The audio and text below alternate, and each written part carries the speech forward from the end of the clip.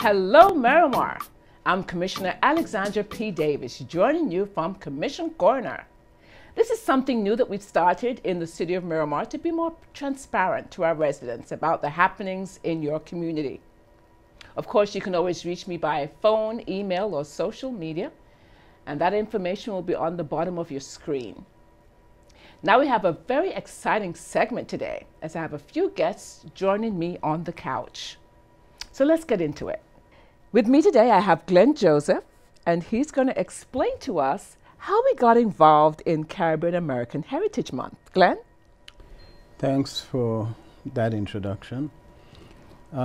Beginning in 2003, when I was then serving as president of the Greater Caribbean American Chamber of Commerce, we got introduced to the Institute of Caribbean Studies in Washington, D.C. We went up there for a conference. They were celebrating Caribbean American Heritage Month in the D.C. area for a couple of years before. Okay. And through Dr. Claire Nelson, who invited us to participate, we went to D.C. and while there we got very engaged in all of that celebration, and we were moving towards Caribbean American Heritage Month becoming a national event. Mm. It took a couple of years because from 2003 to 2006 we had a lot of advocacy going on, and there were three principals involved.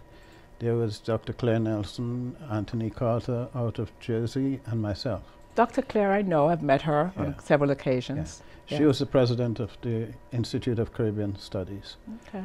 A year or so after we started being engaged, she invited me to become the vice president of the Institute as we worked towards securing congressional approval for Caribbean American Heritage Month. In November of 2005, the House passed it. It was sponsored in the House by Charles Rangel out of New York, and at that time the Greater Caribbean American Chamber of Commerce was the first organization to sign on to the initiative back in 2003, 2004. So it passed the House in November. Between February 14, 2006 and the end of June, when we had the inaugural presentation of Caribbean American Heritage Month, we had a lot of activity going on because we had to get, this was a national thing now. It wasn't just Washington, it wasn't just Florida, it was a national. So I spent almost every week or every other week shuttling between here and DC, between here and California, between here and Houston or Atlanta. Wow. As we engaged the different communities to get involved and to sign on, because Caribbean American Heritage Month meant it was for everyone. It wasn't just an organizational thing, it wasn't one person. Right. But the initiative came through the Institute of Caribbean Studies. Wow. I mean, you know, we think of these things and they pass the House and the Senate, and we really don't know the history behind it. And we celebrate Caribbean American Heritage Month every year, but I'm so glad we have our own homegrown, I should say, here in the City of Miramar, who's been instrumental in making this a possibility in our own communities. History in the making right here. Yeah, well, it was, I mean, we spent what? Between February and June, we spent an average of 20 hours a day. Wow. Working on this principally. So, you know, and the Unifest Multicultural Festival was the first event that kicked off that month, because, and that was held in May because it had been rained out a few years before. So that organization, at that time it was the Chamber alone doing it. That became the first event that celebrated Caribbean American. And now that event is way on June 5th we'd be having a virtual presentation because of the pandemic. Excellent. Well, you know, you're a trailblazer. We have our own event coming. We're kicking it off June 1st here at the town center. And then we have our Taste of the Islands coming up towards the end of June. So certainly we thank you for coming and, you know, participating in Commission Corner. And we hope to have you back soon. Thank you. Thank you.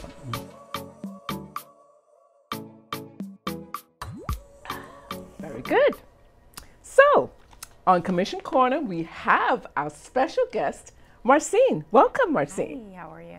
I'm great. Thanks for joining me today on Commission Corner. Thank you for having me. Thank you. So, please introduce yourself to our residents and describe yourself in like 5 words. Okay. Well, I'm Marcine Joseph. I work at NBC6 down the street from you guys. 5 words to describe myself. Highly driven and passionate journalist. That's what I am. Perfect. And so a normal day as a reporter on NBC6, what does that look like? There may be people that wonder about that, especially our young folks who are looking to go into journalism. What a normal day is. There's no such thing as a normal day. You can plan for the day, but you know what?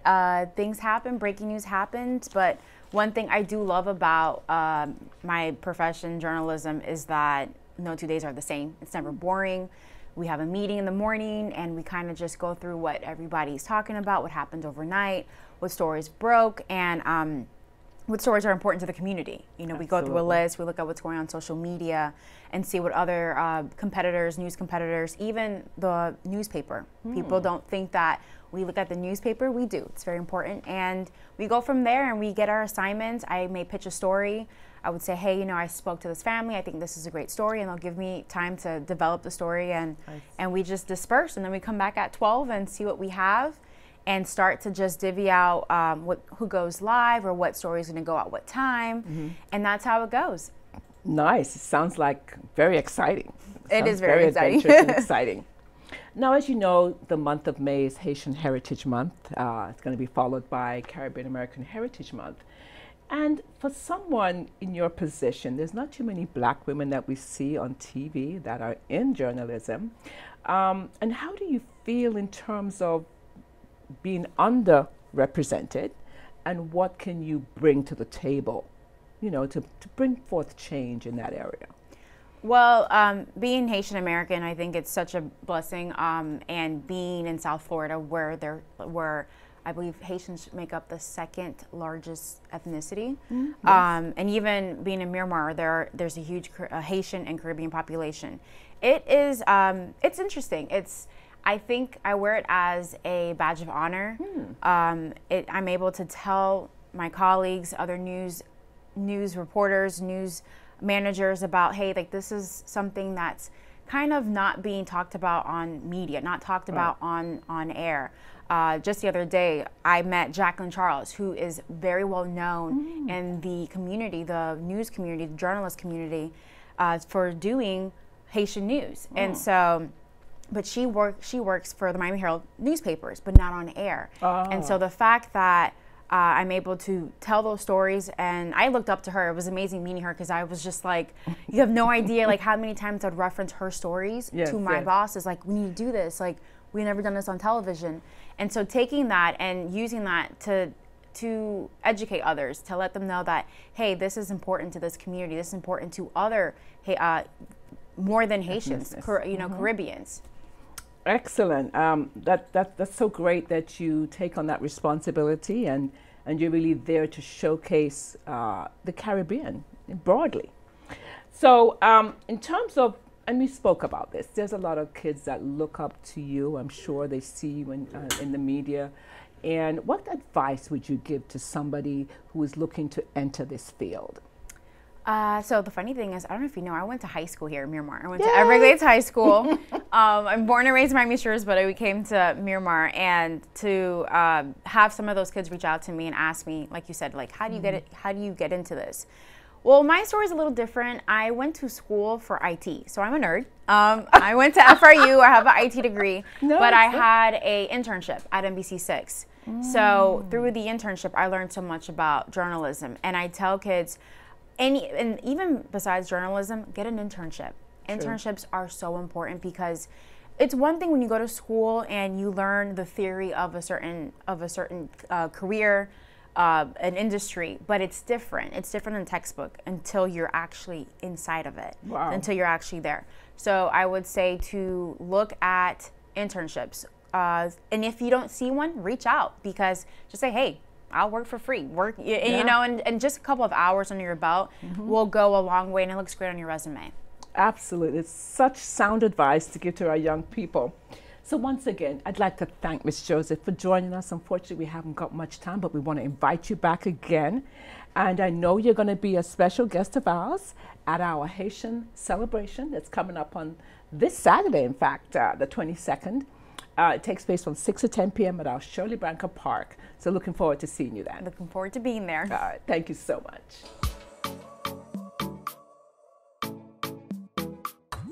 Welcome, Valerie, to Commission Corner. Thank you. Please introduce yourself to the community. Okay. I'm Valerie Williams, Arts and Education Administrator with the Cultural Affairs Department of the City of Miramar. And welcome again. So it's an exciting time. I know you deal with a lot of our students when it comes to the arts. And we had a recent Haitian art contest to celebrate Haitian Heritage Month. So tell us a bit about that and what took place and the purpose of it. Okay. Under your invitation, we reached out to all the schools. So they were invited, they were told it was an invitation coming specially from you to participate in this contest, an art contest. Lovely. And we offered it to all the schools, all the levels. So elementary, middle, high schools in Miramar were invited to submit artwork. And basically the theme was to portray artwork that showed an understanding of the Haitian culture, whether it's through food or through music or through self or through any form of the arts. So, and they would submit that, and the pieces were judged in the 3 categories for elementary, middle, and high. Beautiful. And I know we got a lot of submissions. We did. I was quite surprised at the level of interest from the students. And the good thing with the competition was that each school, if they won, which is 3 different categories, would get $300 in art supplies. Correct, for the school, yes. Excellent. So, you know, there was a nice incentive for students to participate. And I know when you look at the process, I know you judged. How was the judging of these pieces? Okay, a panel reviewed the artwork and indicated their preferences. So based on consensus, and a final decision was made. So I could tell you right now who the winners were. Breaking news! Yes. For the elementary level, it was Ariel Sherry from Annabelle C. Perry Elementary. Lovely. At the middle school level, Isabel Roque from Glades Middle School. Lovely. And at the high school level, it was Jonah Fleurimond from Somerset Miramar High. Lovely. So each of those schools are now $300 richer and able to purchase some art supplies, some needed art supplies, I'm sure. Lovely. We're so happy. And you hear that straight from us, of the 3 winners in the 3 different categories, elementary, middle, and high school. Congratulations to all the winners. And I know you've already, I don't know if you've already told them or it's just breaking now, but they will be invited to receive their gift, the $300 check, at our event coming up on Saturday the 22nd at the Haitian Cultural Celebration. So we're looking forward to seeing them and you, the family members and friends, to show up at our event this Saturday at Shirley BRANCA Park from 6 to 10 p.m. And we'll have a lot of surprises, fun times. We have our band, which is Harmonique, that will be performing. So again, well-deserved congratulations to all the winners. And what I'd like to add, Commissioner, is the students took the effort to submit the artwork. The teachers took the effort to inspire the students to create the artwork. So because of that, in our eyes, everyone is a winner. So we're going to showcase all of the entries, all of the submissions are going to be presented and showcased on our website.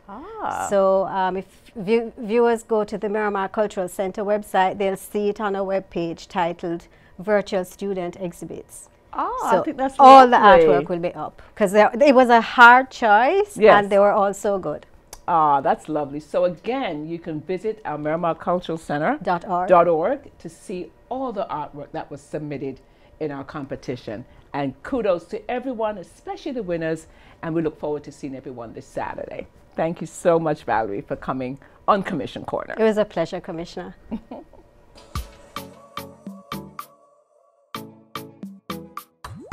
So today we have one of Miramar's finest visiting with us today, Major Vargas. Tell us what's going on this weekend. So this weekend, Commissioner, we're actually partnering with you in one of our very great community events. It's called Community and Cops. Absolutely. I look forward to it. Now, we've done it before in our historic section, and it was a huge success. What have you learned from doing this, and why do you think this is so important in our community? So these events are important because they help build trust between the police and the community members. And it allows us to showcase our agency, our equipment, our vehicles, and our programs. We've got multiple volunteer programs. We're actually seeking employees, both civilian and sworn. Nice. And what better place to seek than our own community? Absolutely. I look so much forward to being out there in the community. It's hot, but we have your mascot. Yes. Coming out. We have the SWAT team. Is that it? The We're going to have vehicle? our armored SWAT police vehicle is going to be there on display with one of our SWAT team members. Nice. And so parents can come with their children. We'll have lots of giveaways. And, you know, it's nice that we can really reach out and touch the community. It's not just when things are going badly, but in times when we're just out there in the community, they're going shopping, supermarkets, and they can see their friendly officer. And we call them our community resource officers, right? Yes, ma'am. We're going to have our community resource officers that work that area, as we did when we had our previous event on the east side. We had the community resource officers there that work that area of the city. That way the community gets to meet their officers that patrol their communities. So what I've learned too, having these events, is that the City of Miramar residents love our police department as much as we love our residents. They're always very supportive, and we want to keep that positive relationship and trust going. And by having these events, it affords us that opportunity. Absolutely. And I hope we have more of these events. Our city is very linear. So we had it in our eastern section. We're going out west. So hopefully the next will be in our central area. They can look out for us. It absolutely will be. Yes, ma'am. And thank you again for partnering with us on these events and helping us promote our great police department. Absolutely. Again, thank you to one of our finest visiting me here on Commission Corner. Thank you, Commissioner. So thank you, Miramar, for joining me on Commission Corner. Looking forward to seeing you the next time we're on air. In the meantime, putting you first keeps us first.